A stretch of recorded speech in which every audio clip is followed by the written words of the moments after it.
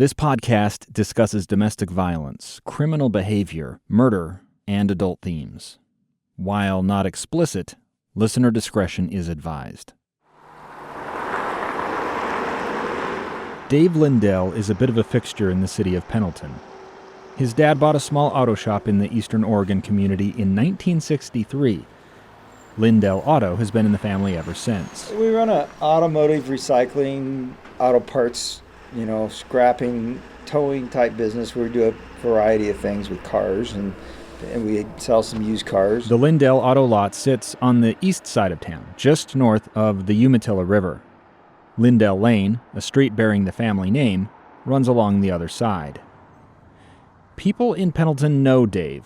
He's where they go when their cars break down beyond repair.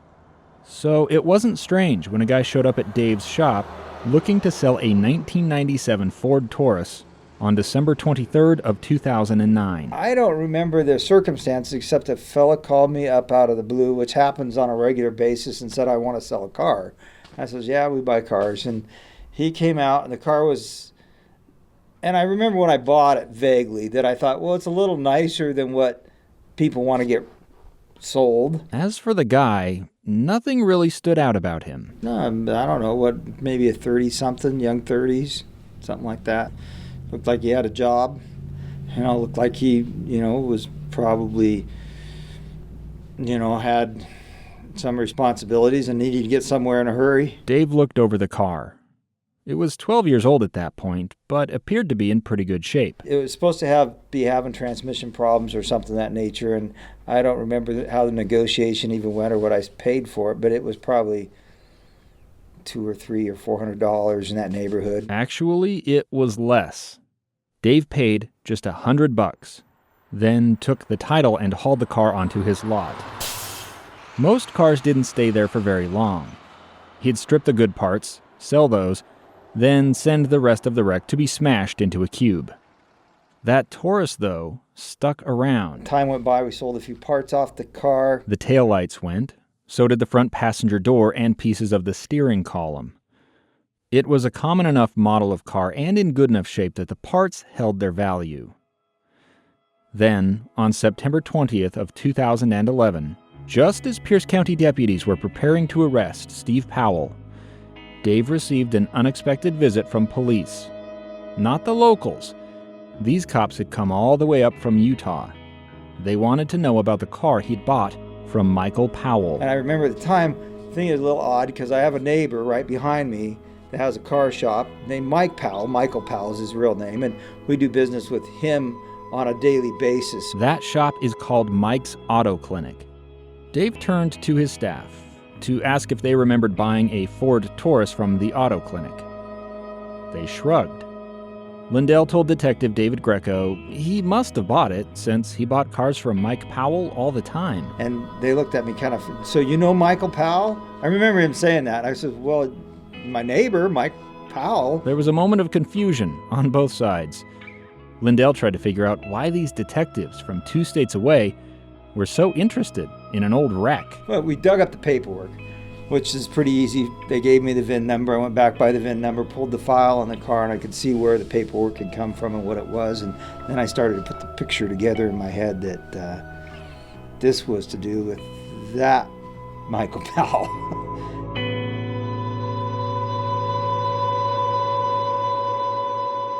This is Cold, Episode 13, 4theKidzz. I'm Dave Cawley. Back after this. J. Brooks Jewelers, locally owned and operated, where the owner is on-site working with customers to provide years of experience and jewelry expertise. Murray and Lehigh, J. Brooks Jewelers, passionate about being part of your life celebrations. There are so many aspects to the Susan Powell investigation, it's been hard to get them all into cold. If you want even more exclusive details regarding Susan's story, head over to Wondery.com/plus and sign up now for access to bonus content you won't find anywhere else. That's Wondery.com/plus. Again, WONDERY.com/PLUS to hear 3 bonus episodes you won't get anywhere else.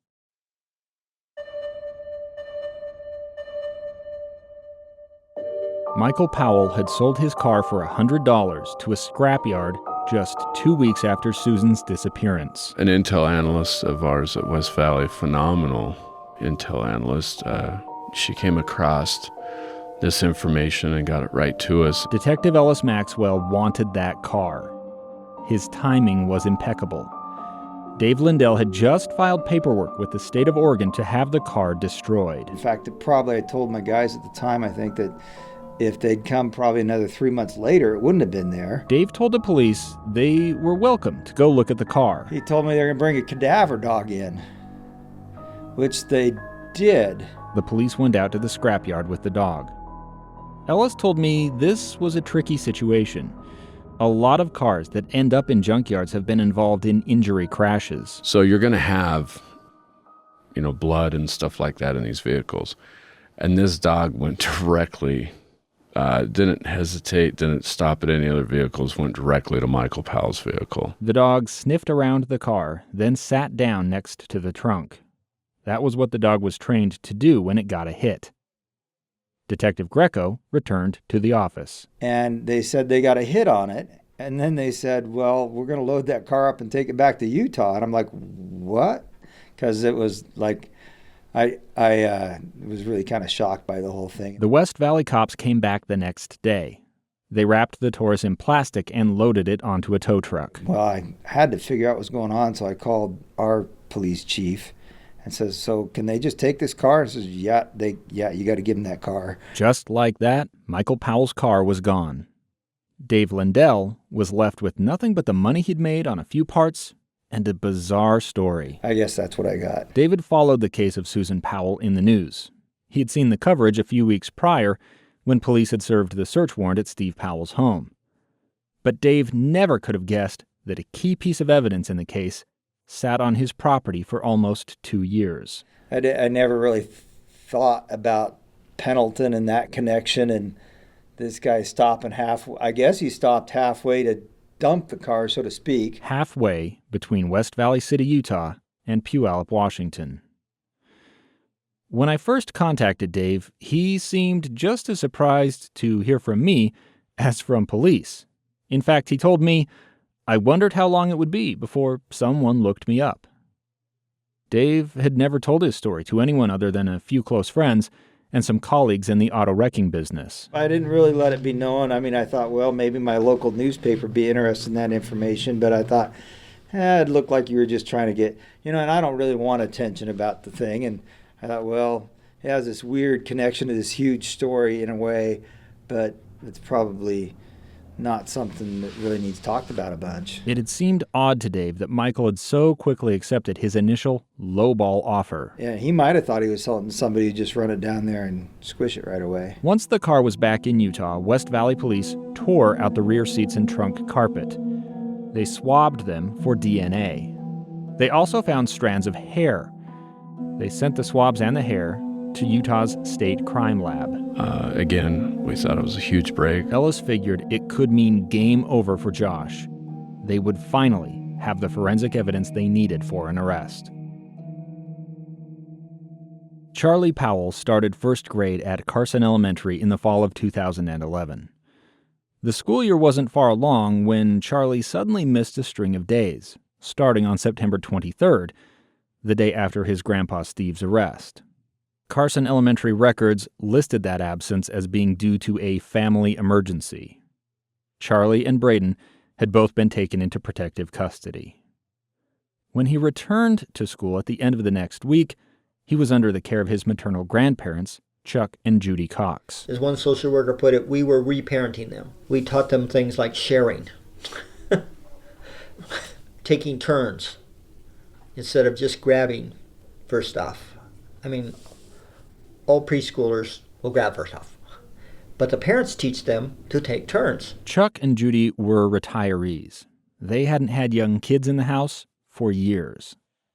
The Coxes had anticipated one day getting custody of the boys and worried about not having enough room in their house. But you had raised 4 girls, so was this like a surprise to you to have suddenly these really wild little boys in the house? Oh yeah, it was a challenge. It was a challenge, definitely. Girls and boys are totally different, especially in aggressiveness and just, yeah. That remodel was continuing when the boys landed with the Coxes at the start of October. So things were a bit cramped. The addition was all framed in, but the new bedroom still needed a lot of work. This would have been their bedroom. So we would have had plenty of room for 2 bunk beds in here, single beds, Yeah. and a place for them to play a little bit, and TV is so we made it so it would be a kind of a nice place for the both of them. But Chuck and Judy also knew they weren't at a point in their lives where they could raise 6- and 4-year-old boys into adulthood. It would have worked much better for them to be with a family that they knew and with the brothers and sisters, and they would have learned more about social interaction and everything in a normal life. In the nearly 2 years since Susan's disappearance, the Coxes had grown close with Josh's estranged sister Jennifer and her husband Kirk. Together, they had mapped out a plan in which Jennifer and Kirk would eventually adopt the boys. When we got full custody of them, then we would notify the court of our plans and get things going and explain why, and let all the professionals agree that this would be a good thing before we did it, and then, so we weren't pulling anything on anybody. We were going to go forward with a lot of trauma, and just bringing them into our home would have created waves for my own family. And we knew that. We knew that. And we were afraid in some respects of what that was going to look like. But we were willing to do it because we knew that they couldn't stay where they were, and we were their best chance of healing and being in a loving family situation. The fact that Steve Powell's arrest, not Josh's, was what put Charlie and Braden in the Cox house threw a wrench into the cogs. So too did Josh's mom. Josh had asked his family, everybody but Steve and Jennifer, to file declarations with the court supporting his fight for custody. Jennifer begged her mom not to go along with it. But Terry sided with her son.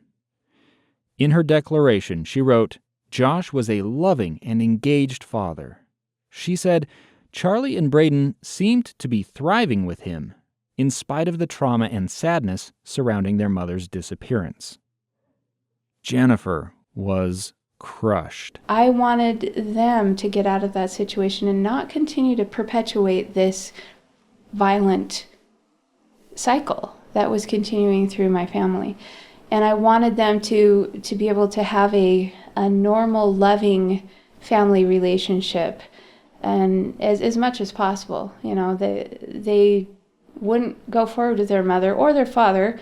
Not that their father was being a good father, but they were going to go forward without that. But they could have something. They could go forward and do some healing. The first few family meals with Charlie and Braden at the Cox house were telling. They grabbed for anything on the table, showing no manners. Chuck said they had learned to fend for themselves while living with Josh and his siblings. They would fix for them, and if the kids got something, they got the scraps at the end of the table. It's the wolf pack, and the leaders ate first. And that was Josh and his dad and his brother and stuff. There's something for the kids, good. If there wasn't, oh well, you're just hungry. The boys were used to staying up until 11 o'clock or midnight. They told their grandparents they slept in the nude, sometimes with their father. That revelation caused real concern. There was obviously something there, some sexual abuse going on, and who knows what else was going on, because we were just starting to scratch that surface. We made them wear pajamas to bed, or at least underwear. And they had to sleep in their own beds, and they had to take a bath individually because I heard this blub, blub, blub, and one of them had the other one's head underwater trying to drown him in the bathtub. And, oh, no, we're not doing that. Josh, meantime, worked to undermine the Coxes. He insisted Charlie and Braden not take part in any church activities. That included the Boy Scouts or Family Home Evening, a program that encourages Latter-day Saints to spend Monday evenings together with their families.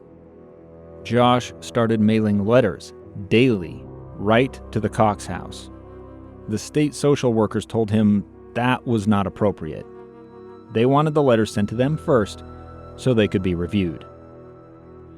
Josh complied, but said his son's emotional well-being depended on their receiving reassurance from him every single day. It wasn't unusual for James Manley to receive calls from the Washington Children's Administration. His work as a forensic psychologist meant he dealt with a lot of cases involving crimes against children. He didn't think much of it when he took a call from a state social worker in the fall of 2011. The social worker asked if he knew anything about a woman named Susan Powell. And given my workload and what I do for a living, I blithely responded, no, and I really didn't know about Susan. Great. That was exactly what the social worker wanted to hear.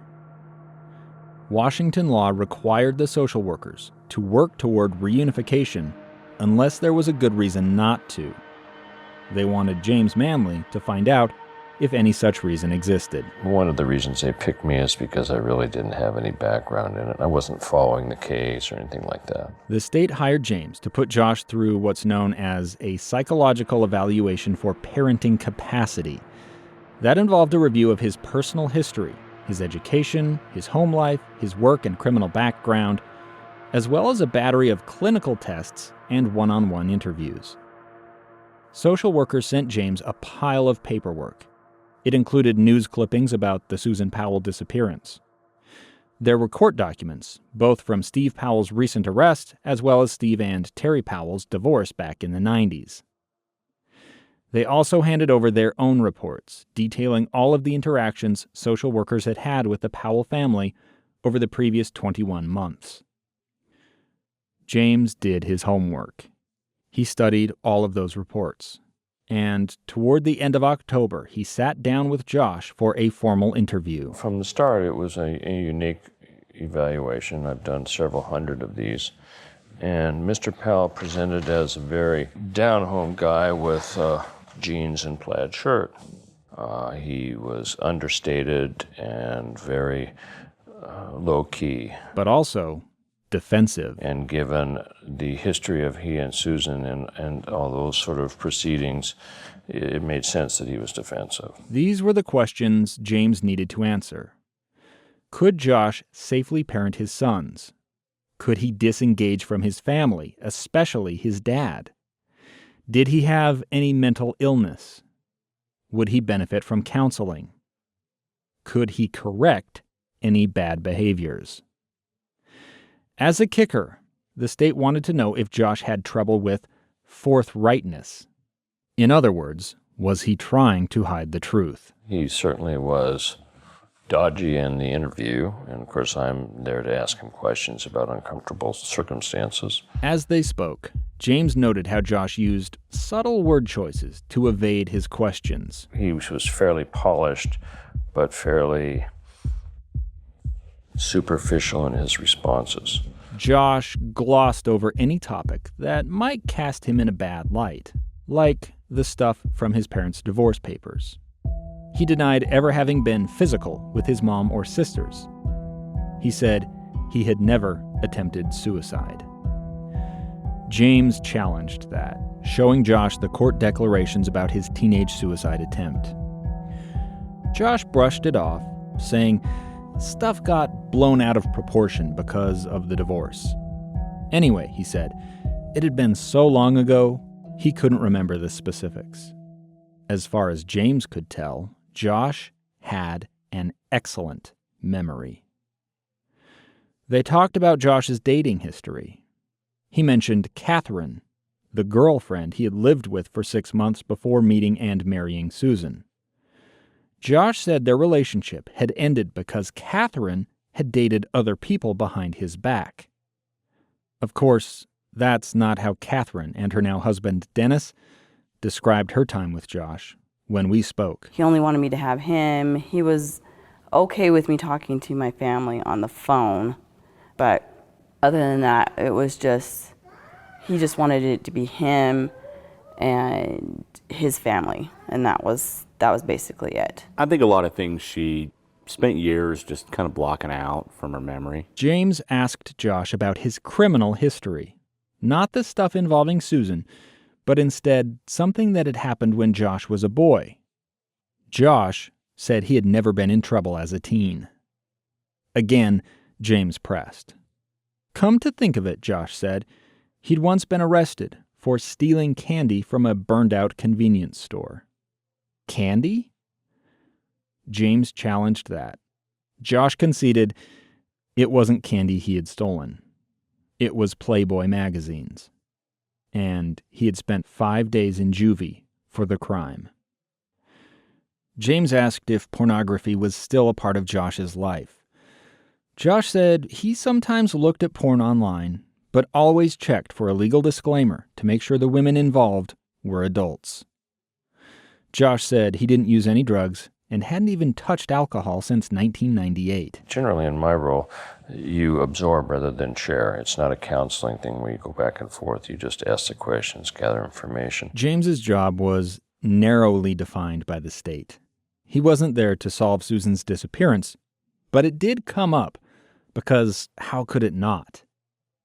Josh's answers seemed well polished. Of course, he had probably much more experience than I, talking about his wife's disappearance and those related topics. Those related topics included Josh's winter camping trip with the boys the night Susan disappeared.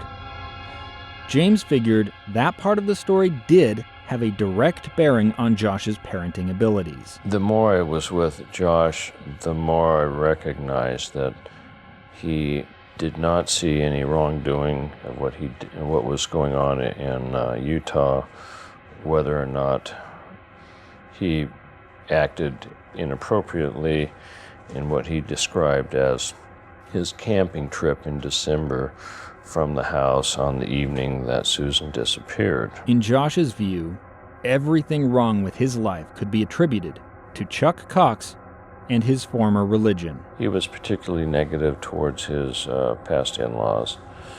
He kind of went on about it and almost in a grossly misguided manner, approaching delusions, about the plots, the Mormons against him and so forth, and these kind of conspiracy type theories, which really didn't have a lot of basis. The psychological tests reinforced what James heard with his own ears.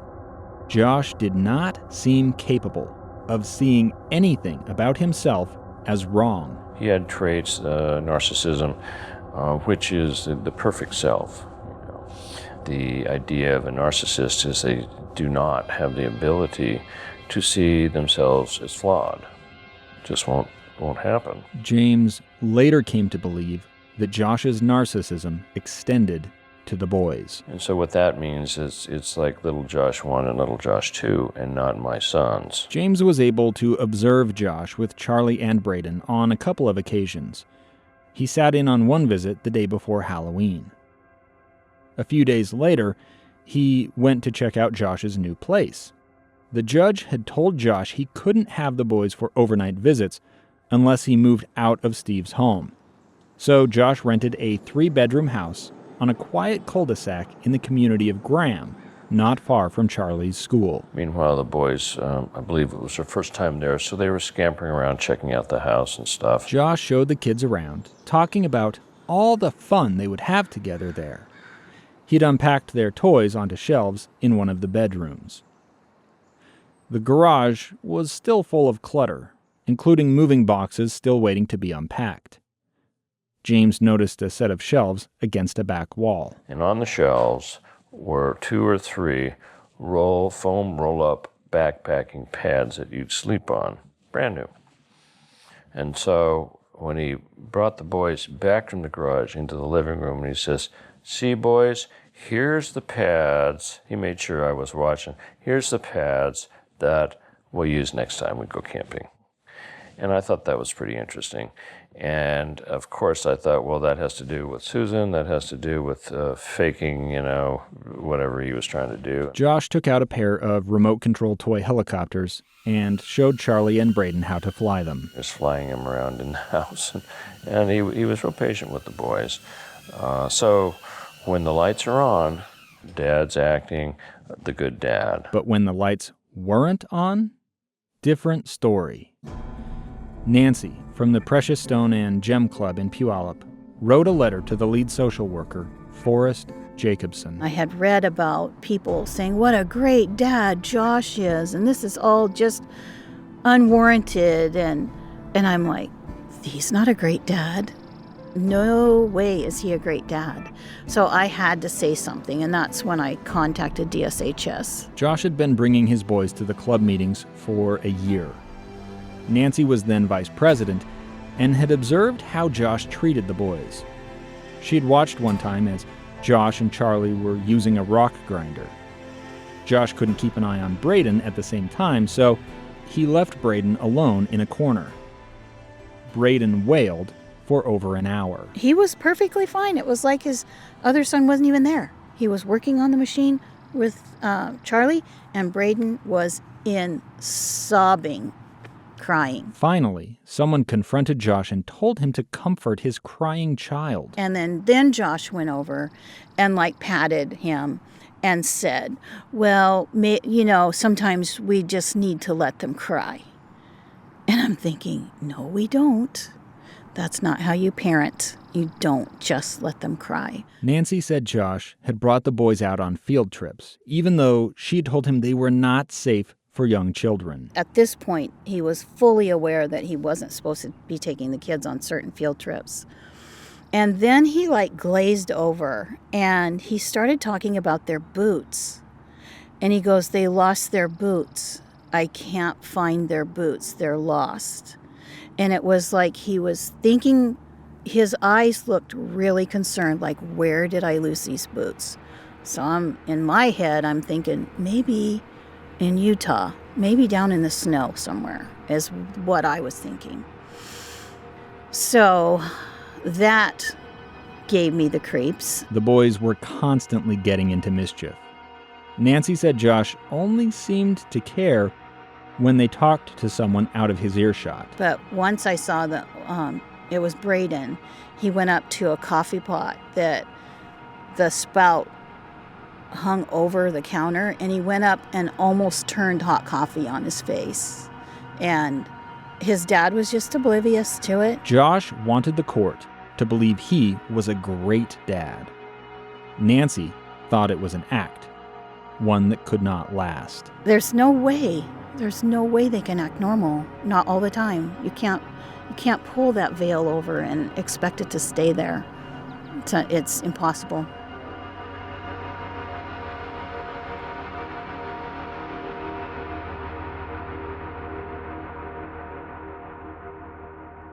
In early November, James Manley and DSHS decided Josh's new house would be an okay place for Josh's supervised Sunday visits with the boys.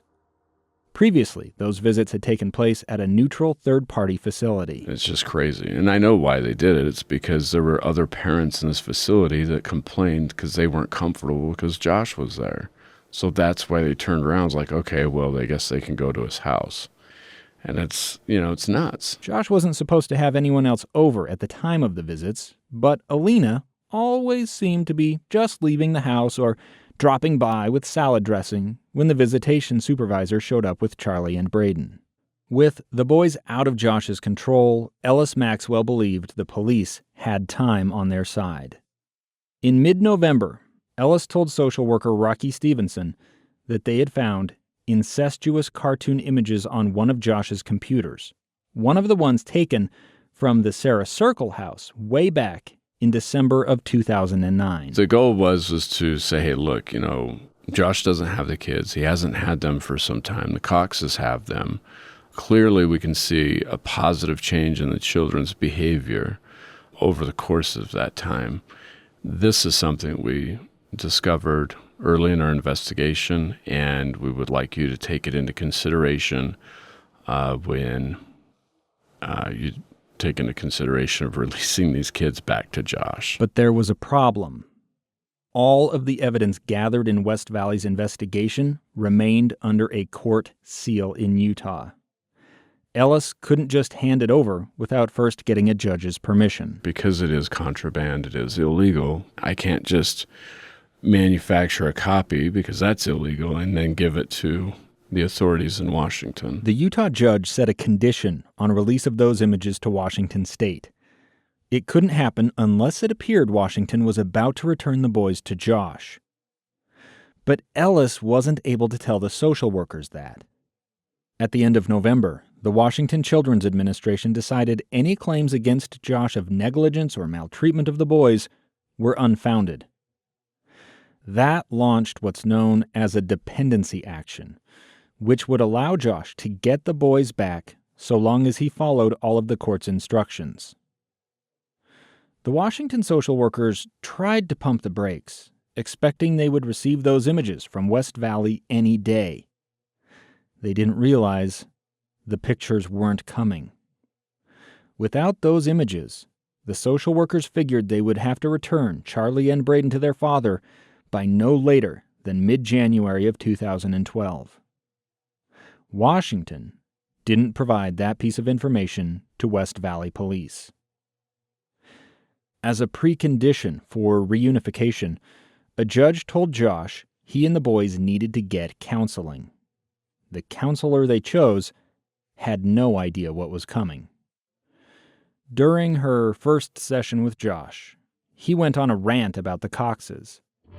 The counselor brought in the boys.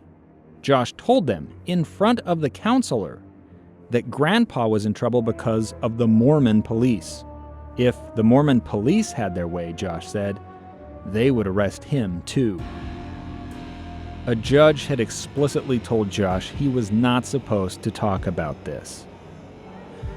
During another session, the counselor asked Charlie to draw a picture of a happy time. Charlie went to work with a crayon. He sketched 3 human figures. 2 stood together within a circle, smiling. Charlie crossed them out with an X and wrote the words, "Don't play with me." The 3rd figure was alone in another circle and appeared to be on the ground, as if dead. The boys are talking about their mother now. The boys are finding words. The boys have said things like, "Daddy's a bad man." Charlie had said that Chuck Cox was a bad person. And I said, well, why would you say that? Well, Daddy says Chuck Cox, and Chuck Cox is, Dad's going to get rid of Chuck Cox and this kind of stuff. And I said, "I'm Chuck Cox." "No, you're not. You're Grandpa." Chuck also told social worker Forrest Jacobson about a time in 2010 when Braden had drawn a picture of camping at daycare. Braden had told a staff member at the daycare that his mommy was in the trunk. Charlie had said something about Mormon police or whatever. If he had said anything like that, I would say, "Really? Have you ever seen one of these police?" "Well, no." "Who told you about police?" "Well, Daddy." "Oh, okay. Can you tell me anything about?" "Well, no. They're just, there was just something that was said that he was supposed to say and repeat, and he didn't know what they were." The social workers made weekly visits to the Cox house. Their notes showed the boys were adjusting well to their new surroundings. To the social workers who saw them beginning and saw them once a week, it was watching time-lapse photography of the kids and their improvements in their self-esteem and their health and their everything was so much each one. It's like, wow, hey, these are almost normal kids now. Tammy Foreman, who had been Charlie's kindergarten teacher at Carson Elementary, could see the progress too when she'd see him in the hallways. He was a lot more friendly toward me, even though he wasn't in my class anymore. Once he lived with his grandparents, he would say hello to me and be a lot more outgoing. Around Thanksgiving, Jennifer and Kirk Graves, as well as Debbie Caldwell, the boys' daycare provider back in Utah, traveled to Washington to spend time with Charlie and Braden. We were talking somewhat about people they knew back in Utah, and the kids were, "Oh, I kind of remember those people now. Oh yeah, that was a good time. We liked that." So there was a part that was been taken away from them. Debbie had already spoken her mind to the social workers. So I called Washington Child Protective Services, and I said, can't you do anything? And they were like, well, you know what, if he's not beating them, there's nothing we can do. I remember after the Coxes got custody of the boys, we had a balloon gathering at the park, and I yelled at the detective that was leading the investigation, and I said, do everything you can to keep the boys from going back with Josh. He will kill them. And he said, oh, you think so? And I said, yes, I think so. James Manley, the forensic psychologist, completed his report on Josh in early December. It spanned 22 pages. There was a timeline that I had to follow. There was a court proceeding, which I think it got pushed out a little bit, a couple times, awaiting the West Valley reports. Those reports, the pornography found on Josh's computer, had still not arrived. Because of that, the data wasn't at my disposal at the first publication of my first report. In a nutshell, the report said Josh showed a lot of strengths as a parent, but was under a huge amount of stress. James pointed out Josh's intense self-focus, his defensiveness, and an inability to stay attentive to Charlie and Braden's well-being. On the other hand, James noted Josh had a stable job. He'd been working from home for a company called One Red X. He also had a place of his own, no substance abuse problems, and the intellect necessary to be a good parent. But what was really clear is that he was very attached to his sons, and I could tell that he loved his sons, and they him. So what should happen? That was complicated. James called attention to Josh's unresolved legal entanglements in Utah, saying they were a cause for concern. He suggested Josh see a therapist, one with experience in narcissistic personality disorder. He did not recommend reunification, instead saying 2 or 3 supervised visits each week would best balance the interests of both Josh and the boys. Josh moved quickly to schedule those additional visits. He asked to have those midweek meets happen at the home of his friend and pastor, Tim Atkins. DSHS agreed. Atkins had become something of a peacemaker and a go-between between Josh and the Coxes. He counseled Josh about how to deal with his hard feelings towards Susan's parents. On December 19th of 2011, Josh sent this email to Tim. I wanted to send you a special thank you note for all you are doing. It is more than just facilitating visits. It is helping to restore a good spirit even in a bad situation.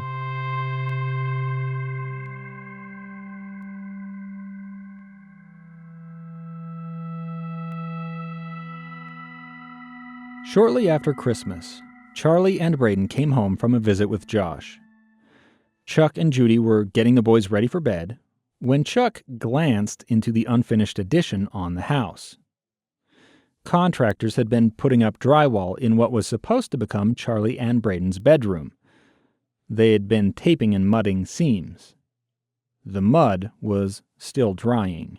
Then I looked in there and saw little fingers had been in the mud and in the outlet. And the mud was soft enough that you could push it in the outlet. Was that in this room? Yeah, that was that outlet. Okay. Right there. That was that outlet. Charlie had slipped past a barricade to get into the room unnoticed. But he had been pushing the mud into the outlet. So I went out in the kitchen and asked Charlie, why were you doing that? And he said, well, Daddy had told him to. So did Daddy tell you to put it in the outlet? No. Well, what did Dad tell you? He told me to break things. And I told Charlie, do you realize, Charlie, you could have got shocked by doing that? And I don't want you to get hurt. And he started crying. I said, why are you crying? Well, I could have got hurt. I mean, wait a minute. Yeah. You don't care that you were damaging something. You cared that you could have got hurt. Okay, well, we still got a ways to go here, but we get it. Chuck asked the state to cancel Josh's visitation that week. Josh went ballistic. My children apparently said I told them to do this. When I asked Charlie why he said that about me, he said the Coxes told him to say it. So he said it. Josh wrote that in an email to the social workers, his attorney, and his friend Tim Atkins. He accused the Coxes of neglecting the boys. I am deeply concerned about my sons being killed by electrical shock while no one is supervising them. Atkins responded with an email of his own the next day. He told Josh that going on the attack was not helpful. Tim scolded Josh politely and said he shouldn't have sent the angry email. Atkins was trying to mediate some sort of peace between Josh and his in-laws. But Chuck told Forrest, the social worker, he couldn't ever see reconciliation happening. In early January of 2012, the Coxes were watching a junior high basketball game with the boys. Charlie and Braden slipped away with one of their cousins. The older cousin grabbed Charlie and started to spin him around. Charlie was being swung and Braden jumped in the middle, and as he went around, that swept his feet out from underneath of him and he fell down. Braden smacked his head and ended up with a giant goose egg. Chuck took Braden to the ER at Marybridge Good Samaritan Hospital. A CT scan showed no skull damage, just a lot of swelling. A few days later, Chuck brought Braden back to the hospital with another injury. This time, it was a bad burn on his left foot. Chuck told the hospital staff he had disconnected the water heater at his house while a contractor was setting tile for the remodel. He'd boiled a pot of water on the stove, so they'd have hot water in the house while the heater was offline. He'd put a lid on the pot, then set it on the ground near the couch. He runs around and he puts his foot on the top of the lid, and it flipped inside out, and he doused his foot, and then, oh my gosh, what's going on? How did you get into that? I had a lid on it, it was safe, it was tucked up against the couch, nobody could get to it, and it was, well, he found a way. The story sounded a bit convoluted to the doctor. The nurse was skeptical, especially since it was Braden's second time there in a week. Hospital staff put in a call to the state social workers. Everybody who was there could say what happened, and all our stories matched. And they were all, there was absolutely nothing. It's just an accident, it happens. But, so they wanted to interview us and do their part. Josh also heard what was happening. He rushed to the hospital, but staff and a sheriff's deputy met him in the lobby. They refused to let him see Braden, in part because he didn't have custody, but also because the anti-harassment order he had asked the courts for the prior fall barred him from coming within 500 feet of Chuck. Josh threw a fit. When he was at last allowed to see Braden, he didn't try to comfort his son. Instead, he immediately started taking pictures of the injury. Braden's entire left foot was red. Blisters had formed on the top of the foot and around the ankle. Caretakers wrapped the burning gauze and gave him morphine. They sent him home with the Coxes, not Josh. That night, Josh's attorney demanded social workers pull the boys out of the Cox house. He said it was an unsafe environment. But police and a court-appointed advocate for Charlie and Braden decided the burn was an accident. I had done everything I could at the time to keep him safe, and he was just being a boy. He was running around, and I hadn't covered everything, obviously, because he did get hurt. The social workers decided Braden's injuries proved that at the worst, the Coxes were a bit overwhelmed.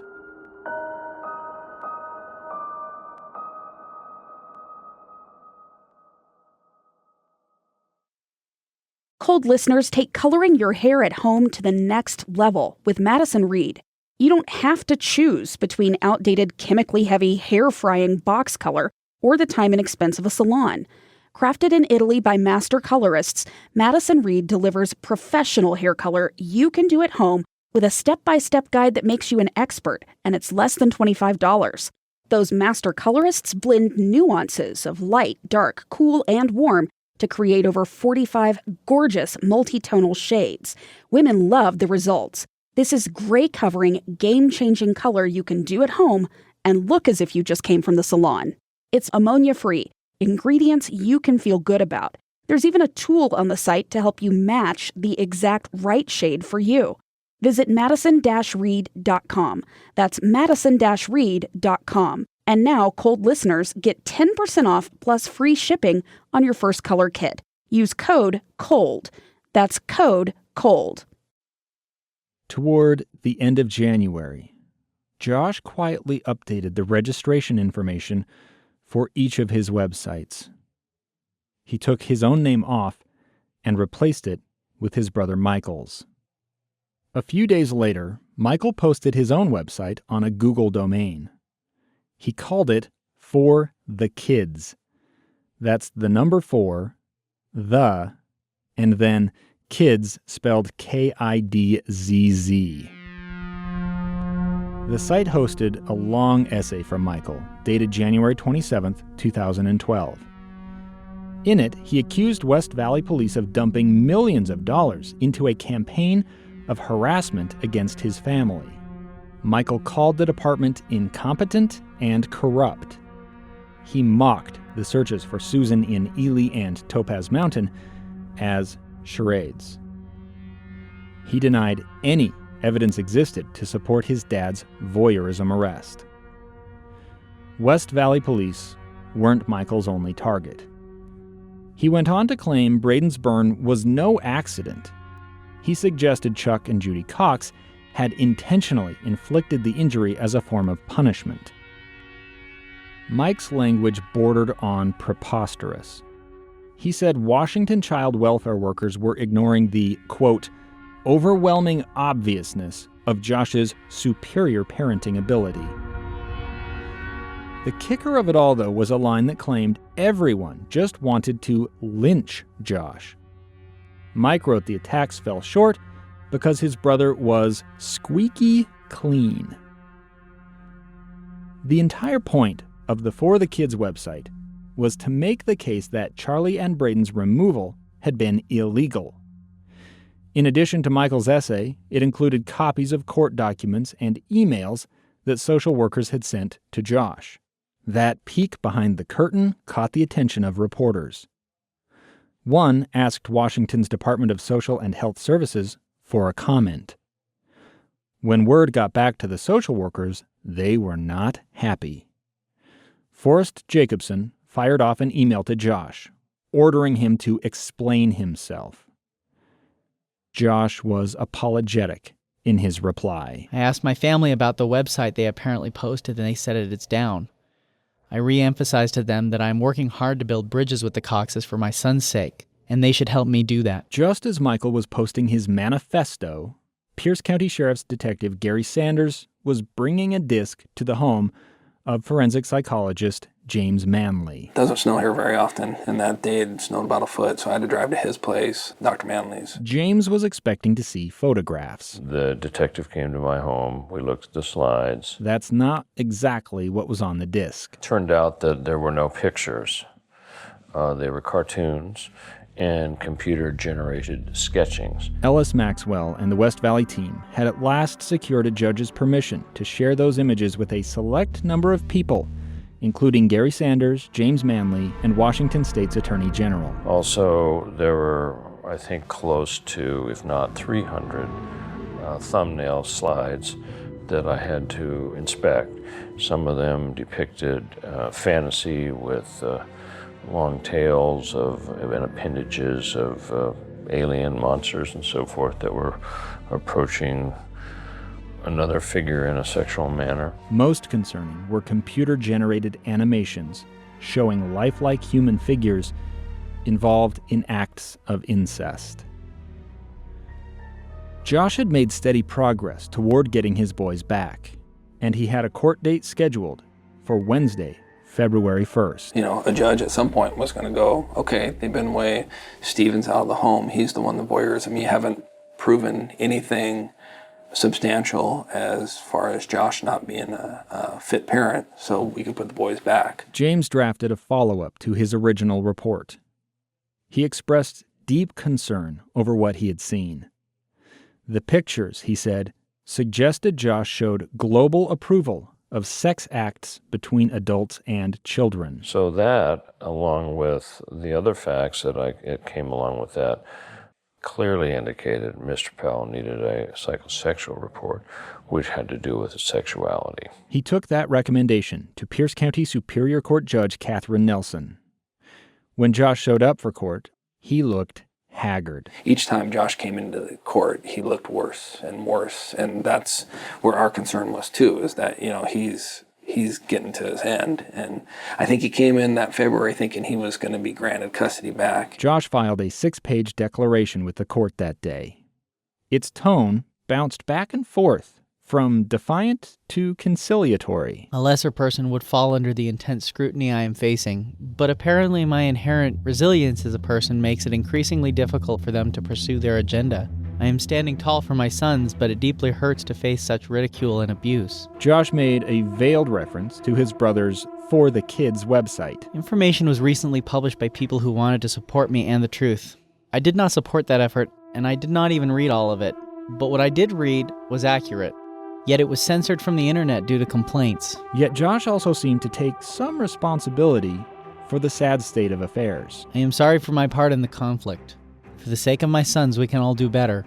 I come back to my partnership for protecting my children, which I hope to include a broad network of individuals, including the Cox family. It is a two-way street, and I intend to do my part. Josh concluded by saying he didn't believe the Coxes should be caretakers for his sons, and it was time for Charlie and Braden to come home. That request struck Susan's family and their attorney, Ann Bremner, as absurd. There were a lot of other issues, about Josh, and about one of which also is the kids could be witnesses. They'll only say more and more and more as they get older, and so that's a red flag too, that he should not be in a position where he's got control over them. But Josh's secret stash of pornographic images are what finally tipped the scale. He had like 400 images of cartoon incest porn on his computer. Judge Nelson ordered Josh to undergo a psychosexual evaluation. A lot of people say that's what really set him off, that he had like a real discernible reaction at that court hearing. And it's a big victory on our part. We're like, okay, cool. Josh is not getting the boys back. The boys are staying with the Coxes. They're good. They're safe for now. Things are progressing in the right direction. People generally don't like talking about their sex histories, so oftentimes a sexual history polygraph is employed. A lie detector. And not just any lie detector, an invasive one involving a device called a plethysmograph, which would gauge Josh's physical reaction to sexual stimuli. I don't think I know Josh didn't know what he was up against. Josh went and asked another psychologist what kind of questions he would face. Everything from when you first held hands to how many sex partners you have, what kind of sex you had, who you had it with, and so forth, masturbation and other kinds of things. The psychosexual evaluation was checkmate. That's the point where he knew he couldn't get out of it. He was stuck. He would not stand up to psychosexual evaluation because it's a lie detector test. And the psychosexual evaluation is not to see if you are a pervert, but how big a pervert you are. And they can ask you any questions they want during that just to get your reactions to stuff. And they could ask him questions about Susan. Would have been perfectly acceptable to ask those questions under that evaluation. And hooked up to a lie detector with a few extra leads on it, there was no way he's going to fake that. So he knew he could not pass that, in my mind. He knew that was it. His pastor, Tim Atkins, wrote an email to social worker Forrest Jacobson explaining his family no longer intended to host visits between Josh and the boys. Atkins said people were questioning his own connection to the case. It was creating problems for his church. Atkins said his family had come to realize just how little they actually knew about Josh. Any wolf raised by wolves is dangerous when cornered, and he was cornered. And the courts never saw him that way. Judge Nelson's decision left placement of Charlie and Braden unchanged, with the Coxes. But supervised visitation was allowed to continue at Josh's house. I mean, it's beyond me as to why a government official knowing what they know of the case, knowing what they know of why they took the kids, and then they order this visitation to be done in this particular area, why they would allow the kids to go to the house. Here you have an individual that is being ordered to take a psychosexual evaluation, and you're keeping the kids from him, but you're going to allow the kids to go to his house for visitation. And I understand, yeah, there was a social worker with the kids, but I mean, come on, that's just ludicrous. But you know what? I'm not the one that has to live with it.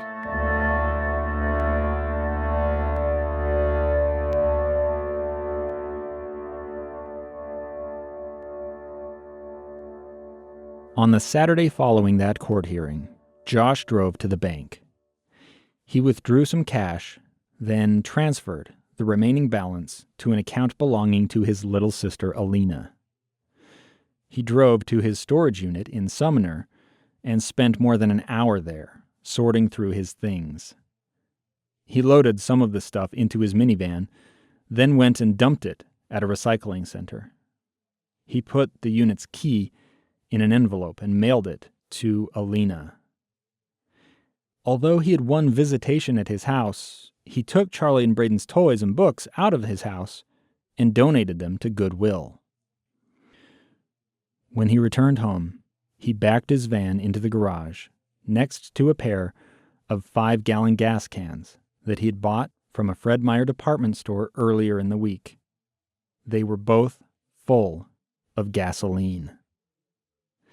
That night, Josh sent 2 emails to Dax Guzman, his tenant back in the Sarah Circle house in West Valley City, Utah. One explained that he was forgiving late fees on Dax's rent. Another told Dax to cut the lock on the shed out back of the house, trash whatever was in there, and use the space for himself. Josh's old motorcycle was also sitting out in the backyard. He asked Dax to take it to a junkyard. If he received any money for it, go ahead and keep it. Dax's wife, Mindy, was the first one to see the messages. She was actually in California. She was headed back to Utah from California. She had told me that, Josh just said that we can use the storage unit and we can get rid of his bike. I'm like, that's weird. He's being nice. Josh had been a difficult landlord. Dax had agreed to finish the basement in the Utah house in exchange for a break on the rent. We're living in the house and he's giving us deadlines of when he wants things done. I'm like, dude, I'm working. I have a family. You need to, if you want it done, come back and do it. Why don't you come back to Utah? See how you're greeted. Josh never did return to Utah. The next morning, Dax received a third and final email from Josh. It simply said, "I'm sorry. Goodbye."